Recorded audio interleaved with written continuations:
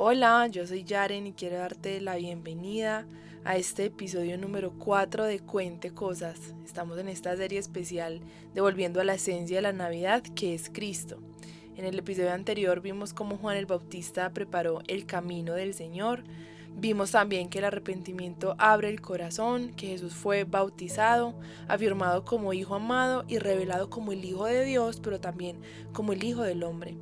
Lucas 3 también nos enseñó que la esperanza necesita un corazón preparado, y hoy en Lucas capítulo 4 veremos que esa esperanza también necesita obediencia, fidelidad y decisión, porque la Navidad anuncia a Cristo, sí, y también nos confronta con Él. Y nos confronta no para ponernos en el mismo nivel, pero sí para nosotros reconocer nuestra condición y rendirnos a Él. Qué bueno que en este tiempo tú puedas dedicarlo para preparar tu corazón, para escuchar este podcast con fe y también con entendimiento. Qué bueno que desde ya prepares tu corazón, le pidas al Espíritu Santo una oración muy simple: Espíritu Santo, prepara mi corazón para escuchar tu palabra y que lo que yo escuche pase por mi mente, pase por mi corazón y transforme mi vida. Vamos a empezar con este podcast y, como ya saben, dividimos estas series en escenas para ir leyendo el capítulo y también para ir explicando y sacando la esencia de la Navidad.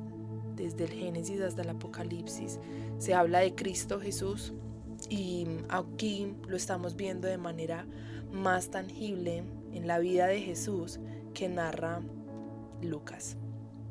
La primera escena es Jesús en el desierto, y el desierto lo entendemos como el lugar de prueba, pero también de la fidelidad. Vamos a leer entonces Lucas capítulo 4, versículo 1 al versículo 13. Entonces Jesús, lleno del Espíritu Santo, regresó del río Jordán y fue guiado por el Espíritu en el desierto, donde fue tentado por el diablo durante 40 días. Jesús no comió nada en todo este tiempo y comenzó a tener mucha hambre. Entonces el diablo le dijo: Si eres el Hijo de Dios, dile a esta piedra que se transforme en pan. Jesús le dijo: No, las Escrituras dicen, la gente no vive solo de pan. Entonces el diablo lo llevó a una parte alta y desplegó ante él todos los reinos del mundo en un solo instante. Te daré la gloria de estos reinos y autoridades sobre ellos, le dijo, porque son míos para dárselos a quien yo quiera. Te daré todo esto si me adoras. Jesús le respondió: Las Escrituras dicen, adora al Señor tu Dios y sírvele únicamente a Él. Entonces el diablo lo llevó a Jerusalén, al punto más alto del templo, y dijo: Si eres el Hijo de Dios, tírate, pues las Escrituras dicen, Él ordenará a sus ángeles que te protejan y te guarden y te sostendrán con sus manos, para que ni siquiera te lastimes el pie con una piedra. Jesús le respondió: Las Escrituras también dicen, no pondrás a prueba al Señor tu Dios. Cuando el diablo terminó de tentar a Jesús, lo dejó hasta la siguiente oportunidad. Aquí vemos que Jesús, luego de esta escena hermosa que vemos en el capítulo 3, donde Jesús fue bautizado, se abre el cielo y proclama que ese es el Hijo amado de Dios en el cual se complace. Aquí vemos que ya Jesús, pues Dios, pero en su humanidad también está lleno del Espíritu Santo, y es llevado al desierto. El mismo Espíritu que descendió sobre él ahora lo conduce al lugar de prueba. Y el desierto no es ausencia de Dios. El desierto no es el lugar para que no veamos a Dios, por el contrario. El desierto es el lugar donde se revela la fidelidad del Padre y la obediencia del Hijo. Si bien Jesús es tentado como Hijo de Dios, pero también es tentado como Hijo de hombre, y el enemigo usa la misma palabra para intimidar, para sembrar duda, para distorsionar la verdad. Pero Jesús responde con la autoridad del Hijo de Dios y con la autoridad también que se le ha dado aquí en la tierra. Con verdad también responde y con obediencia. Jesús no dialoga con la mentira, Jesús no negocia con el pecado y Jesús no discute su identidad, no le intimida su identidad. Y asimismo también debemos de ser nosotros, rechazar la mentira, identificar la tentación y reprenderla antes de que sucumbamos al pecado, y no probar con la tentación para ver qué tan fuertes podemos ser. No andar sobre la línea, sino alejarnos 100% de esa línea. Podemos ver en Jesús que después de cada intento, Él fue claro y contundente hasta que el diablo se retira. No para siempre, sino por un tiempo, y la misma escritura lo dice. Esto nos recuerda que las pruebas no significan derrota y que las luchas no desaparecerán para siempre, pero en Cristo siempre hay victoria para el que permanece fiel. Si tú estás pasando por un momento de dificultad, no quiere decir que estás en una situación de derrota. Y también que, como dice el dicho, no hay mal que dure 100 años, pues en la escritura vemos que Satanás se va, que las situaciones difíciles no son para siempre, pero que el reino, el amor y la justicia de Dios sí permanece para siempre. Y ya Él es nuestro Padre y su Hijo vive en nosotros. Seguimos con esta segunda escena, y es en Nazaret, cuando Jesús está en Nazaret y también experimenta el rechazo más cercano. Esto está en el mismo capítulo 4, versículo 14 hasta el 30. Leamos juntos. Entonces Jesús regresó a Galilea lleno del poder del Espíritu Santo. Las noticias acerca de él corrieron rápidamente por toda la región. Enseñaba con frecuencia en las sinagogas y todos lo elogiaban. Cuando llegó a Nazaret, la aldea donde creció, fue como de costumbre a la sinagoga el día de descanso y se puso de pie para leer las escrituras.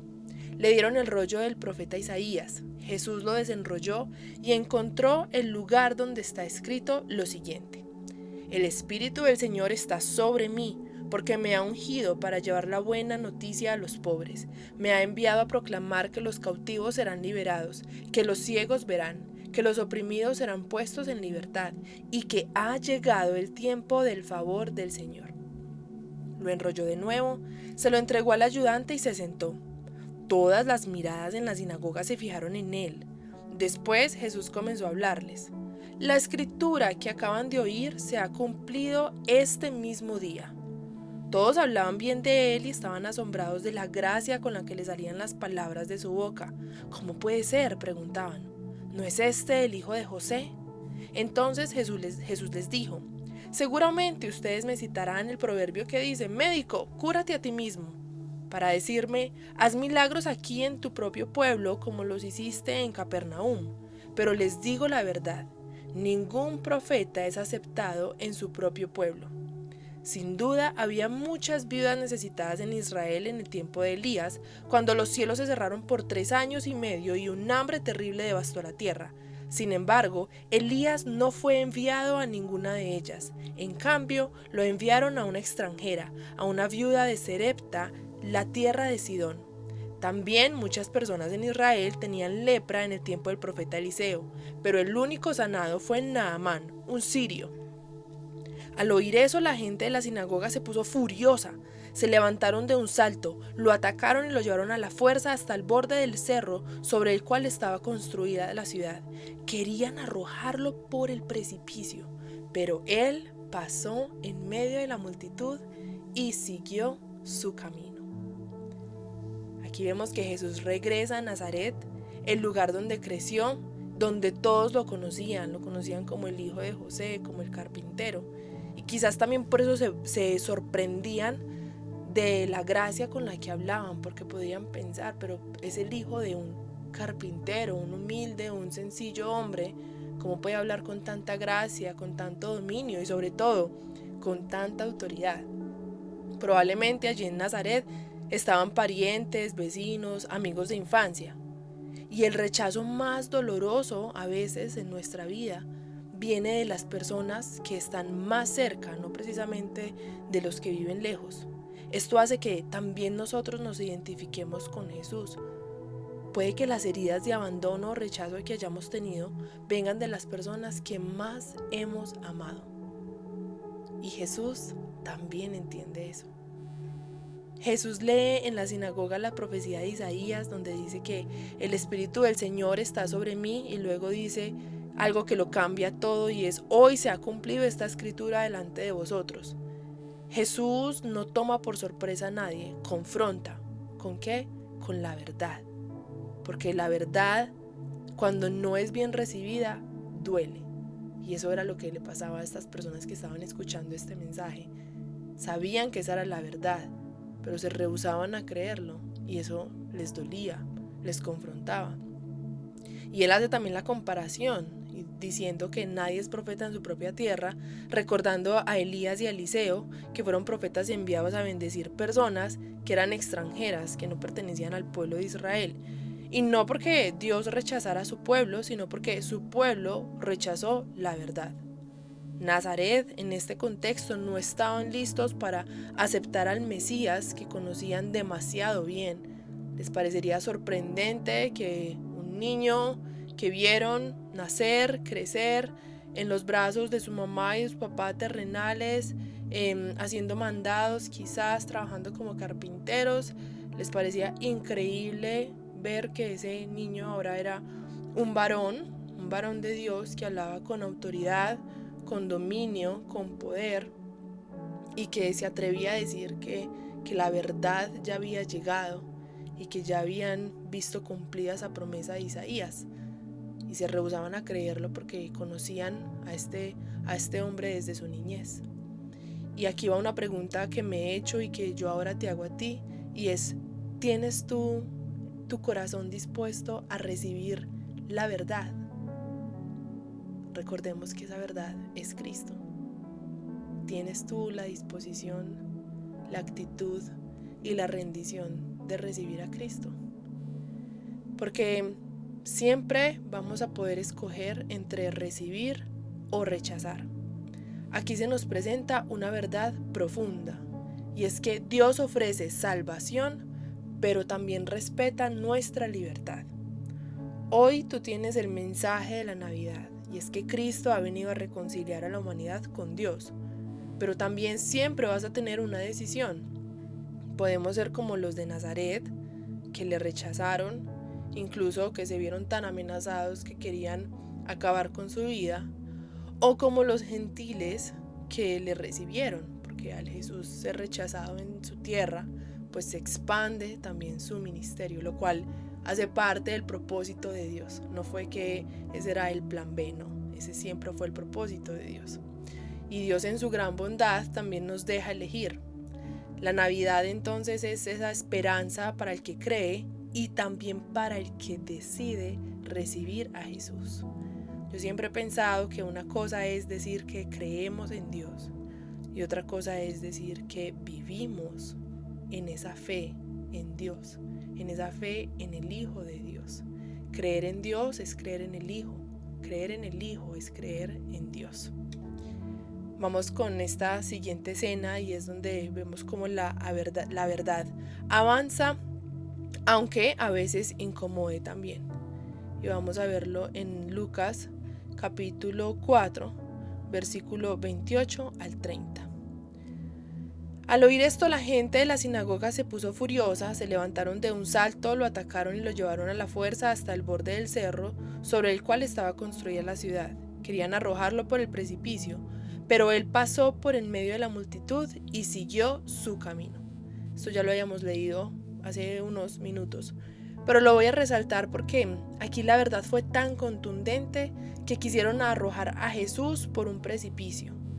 Pero no era su tiempo, el ministerio de Jesús apenas comenzaba, no era el momento de que le hirieran de herida mortal. Y la verdad se abrió paso entre la multitud y caminó en medio de quienes querían herirle sin que pudieran ni siquiera tocarle. Porque cuando Dios envía, ninguna oposición puede detener su propósito. La multitud, la gente quería hacerle daño a Jesús, pero él se abrió paso en medio de esa multitud y caminó en medio de quienes querían herirle. Y ellos ni siquiera pudieron tocarle. ¿Por qué? Porque Jesús llevaba la presencia de Dios, tenía una misión establecida y no era su momento. Vamos a ver la siguiente escena, y es esta escena número 4 y está en Lucas capítulo 4 versículo 31 al 41. Después Jesús fue a Capernaum, una ciudad de Galilea, y enseñaba en la sinagoga cada día de descanso. Allí también la gente quedó asombrada de su enseñanza porque hablaba con autoridad. Cierta vez que Jesús estaba en la sinagoga, un hombre poseído por un demonio, un espíritu maligno, clamó gritando: «¡Vete! ¿Por qué te entrometes con nosotros, Jesús de Nazaret? ¿Has venido a destruirnos? Yo sé quién eres, el Santo de Dios». Pero Jesús lo reprendió. «Cállate», le ordenó. «Sal de este hombre». En ese mismo momento el demonio arrojó al hombre al suelo mientras la multitud miraba. Luego salió de él sin hacerle más daño. La gente asombrada exclamó: «¿Qué poder y autoridad tienen las palabras de este hombre? Hasta los espíritus malignos le obedecen y huyen a su orden». Las noticias acerca de Jesús corrieron por cada aldea de toda la región. Después de salir de la sinagoga ese día, Jesús fue a la casa de Simón, donde encontró a la suegra de Simón muy enferma, con mucha fiebre. «Por favor, sánala», le suplicaron todos. De pie junto a su cama, Jesús reprendió a la fiebre y la fiebre se fue de la mujer. Ella se levantó de inmediato y les preparó una comida. Esa tarde, al ponerse al sol, la gente de toda la aldea llevó ante Jesús a sus parientes enfermos. Cualquiera que fuera la enfermedad, el toque de su mano los sanaba a todos. Muchos estaban poseídos por demonios, los cuales salieron a su orden gritando: «¡Eres el Hijo de Dios!». Pero como ellos sabían que él era el Mesías, los reprendió y no los dejó hablar. Aquí vemos ya un inicio más contundente de los milagros de Jesús y también su poder en el mundo espiritual. Otra vez Jesús ya no como un hombre, un varón sencillo de la aldea, sino como el Hijo de Dios que tiene autoridad y gobierno sobre el mundo espiritual y que le obedecen. Aquí hay un contraste poderoso porque Nazaret rechaza la palabra, el ministerio, la vida de Jesús, y los demonios lo reconocen y gritan: «Sabemos quién eres, el Santo de Israel». Y Jesús los calla, no permiten que hablen. Y si bien los demonios tienen una encomienda, ¿cierto? Tienen una misión, pero reconocen la autoridad de Jesús, se callan y obedecen. Esto nos demuestra una vez más que Jesús gobierna sobre toda creación. Jesús gobierna en el mundo terrenal, Jesús gobierna en el mundo espiritual. Y aquí hay una afirmación que hoy quiero también compartirte, y es que cuando nosotros recibimos a Jesús tenemos toda la autoridad para decir que es más poderoso el que está en nosotros, que es Cristo Jesús, que el que está en el mundo. Entonces Jesús calla a estos demonios, no permiten que hablen, y nos preguntamos: ¿pero por qué? Y es porque la identidad del Mesías no puede ser proclamada por la mentira, por estas entidades espirituales que son malignas. La verdad no necesita testigos impuros. Jesús no recibe afirmación del enemigo, no la necesita, aunque ellos supieran la verdad. Ahora Jesús ya no es solo un bebé en un pesebre, ni un niño sabio que se junta con personas sabias, sinagogas, con estos sacerdotes cuando se le perdieron cuando estaban en Jerusalén con sus padres. Y tampoco ya es un jovencito obediente, sino que ya Jesús se está mostrando como el Mesías, el Señor, el Santo de Dios. Aquí ya empezamos a ver una obra ya más independiente de sus padres terrenales, porque ya está haciendo la obra de su Padre Celestial. Seguimos entonces con esta relación de Lucas capítulo 4 y la Navidad aquí y ahora, ¿cierto? Y es que ya la Navidad no es solo una anunciación, ya no es solamente una promesa. La Navidad ahora es reconocer que Cristo habita entre nosotros. Y esa verdad, esa revelación nos debe de llevar al arrepentimiento, a reconocer nuestra condición y a anhelar ese cambio que viene por el Espíritu Santo. Vamos a ver cómo Jesús continúa predicando en los últimos versículos de Lucas capítulo 4. Leamos. Muy temprano a la mañana siguiente, Jesús salió a un lugar aislado. Las multitudes lo buscaron por todas partes, y cuando por fin lo encontraron, le suplicaron que no se fuera. Él les respondió: debo predicar la buena noticia del reino de Dios también en otras ciudades, porque para eso fui enviado. Así que siguió recorriendo la región, predicando en las sinagogas de toda Judea. Aquí vemos entonces ya la expansión del ministerio de Jesús para compartir las buenas noticias, como dice Jesús, las buenas noticias del reino de Dios. Y todos debían escucharla. Ya es decisión de cada uno aceptar esa buena noticia, aceptar esa dirección, aceptar esa guía y vivir conforme a esa verdad. Porque la verdad puede ser dolorosa, puede ser incómoda, puede ser contundente, pero nunca deja de ser verdad. Y Jesucristo es la verdad. Conclusión de este capítulo y su relación que tiene con la Navidad, podemos decir que Lucas 4 nos enseña que la esperanza es probada en el desierto, que la verdad también nos confronta, que las decisiones son personales y que la fidelidad de Dios permanece para siempre. La Navidad es esperanza para el que cree, pero también es un llamado a rendir nuestra voluntad a la voluntad santa y agradable de Dios. Si tú quieres que Jesús sea tu esperanza, no solo en los momentos de angustia, sino en todo tiempo, hagamos juntos esta oración. Dios bueno, justo y verdadero, gracias porque una vez más hablas a mi vida acerca del verdadero fin de la Navidad, y es darle esperanza a la humanidad rota. Señor, yo sé que ya no eres un niño Jesús, yo sé que ya no estás en un pesebre y también sé que ya no estás en la cruz. Sé que hiciste un ministerio y que derrotaste a la muerte y has resucitado. Yo, Jesús, declaro que tú eres la verdad, que tú me santificas en tu verdad porque tu palabra es verdad. Padre, si la verdad me confronta y eso me incomoda, ayúdame a tener un corazón rendido a ti y a aceptar tu voluntad. Gracias por nacer en mi corazón y morar en mi vida como Rey y Señor. En el nombre de Jesús, amén. Si te gustó este podcast, te invito a que lo compartas con tus amigos, con tu familia, con las personas que tú creas que deban escucharlo. Y también te invito para que escuches los otros 3 episodios. Gracias por estar aquí. Que Dios te bendiga.